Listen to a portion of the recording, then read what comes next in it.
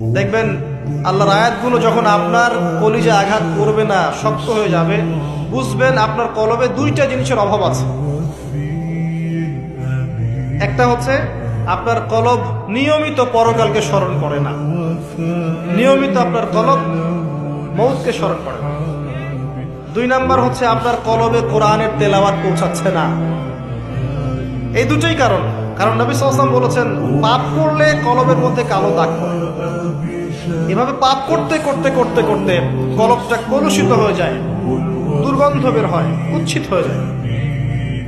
যদি মানুষ তওবা করে কালিমা মুছে যায়, তওবা না করলে এটা বাড়তে থাকে। নবীজি বলছেন, আমি কি তোমাদেরকে জানিয়ে দিব কোন কাজ তোমার কলবের মরিচা দূর করবে? সাহাবীরা বললেন, অবশ্যই ইয়া রাসূলুল্লাহ।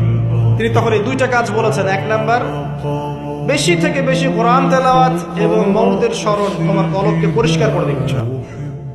এই দুটো কাজ আমরা করতে চাই না।